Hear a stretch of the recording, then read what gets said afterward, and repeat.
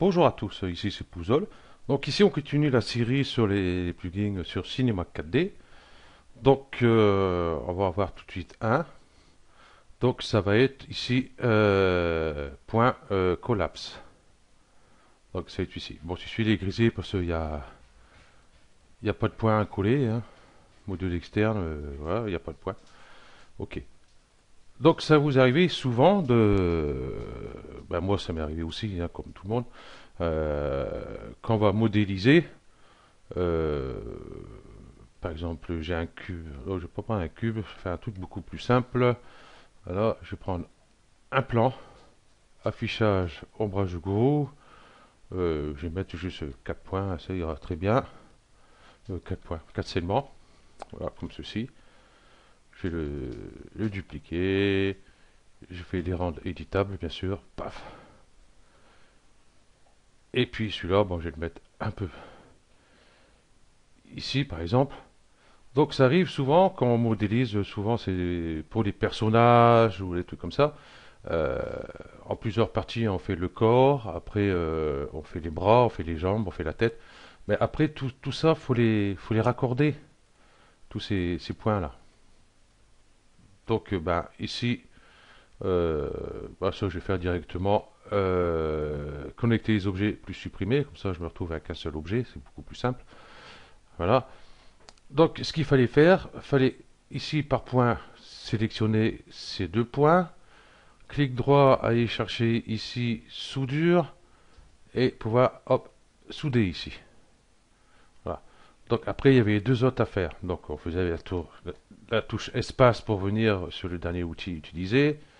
On va prendre celle-là, la touche espace ici. Donc c'est un vrai calvaire quoi. Bon là encore c'est assez rapide, hein. Donc, justement, on va voir pour ce plugin là, tac, module externe. Ici, vous voyez, il est plus grisé, magique, loi de texture. Oh, n'importe quoi. Point collapse. Voilà. Voilà l'aperçu de l'outil. Et là, directement, bah, on prend un point hop, et on va le mettre sur l'autre point pour coller ici nos points, tout simplement.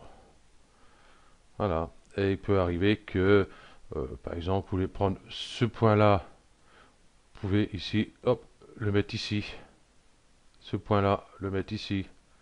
Bon, là, c'est pas très intelligent de ma part. Celui-ci, bon, je retrouve avec enfin, une grosse merde. Voilà, il faut le dire comme c'est. Voilà. Donc, ça peut arriver, ben, souvent, quand vous avez justement des triangles, je pense qu'il doit y avoir moyen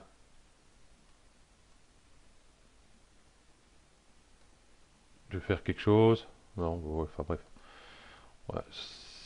C'est beaucoup utilisé pour coller les points entre eux. Alors, par exemple, hop, hop, je vais réduire par exemple mes polygones ici. Hop, voilà. Voilà, tout simplement, par exemple.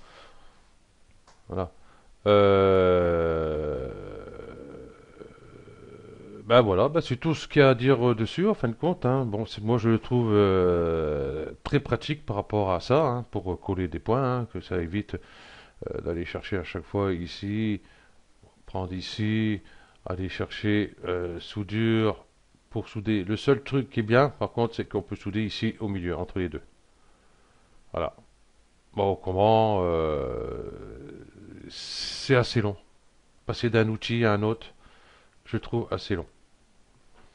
Hein. Il serait temps ouais, que CIMAC 4D sur les futures versions euh, le mette directement, hein, en outil, ça serait beaucoup plus simple. Bon, moi j'utiliserai peut-être jamais parce que la 16, ma carte graphique passe pas avec. Donc pour la transparence des images, niet. Par contre, quand j'applique par exemple des textures avec des images que je mets ici, par exemple sur mon plan, euh, dans la vue ici, je vois. Il n'y a pas de souci, ce côté-là, ça va. C'est juste quand je mets un plus print derrière. Ici, on a sur la vue avant, par exemple. Et ben, je peux pas réduire son opacité. C'est bloqué, c'est grisé, je peux rien faire. Par contre, la 17, c'est encore pire. La 17, lui, ben, je peux toujours pas modifier l'opacité de mon blueprint derrière. Et en plus, dans la vue comme ça ici, ma texture, ben, je la vois pas. Par exemple, si je mets une texture bois, ben, je vois un plan marron, tout simplement. Et puis, donc, pour voir comment elles sont les textures, je suis obligé de visualiser tout à chaque fois. Euh, je l'ai là, Cinema 4D R17. Je suis en train de le tester. Il y a des trucs qui sont pas mal, mais pour peu de trucs qu'ils proposent, non, ça vaut pas le coup. Mais j'en parlerai plus tard. Ok, donc ben voilà pour le plugin point collapse. Très bien. Bon, je trouve ça très sympa. Voilà. Donc le prochain va parler de ici, c'est SIBL Loader. Euh, donc c'est un plugin qu'il faudra installer et puis je vous ferai voir. Lui il me gonfle toujours autant.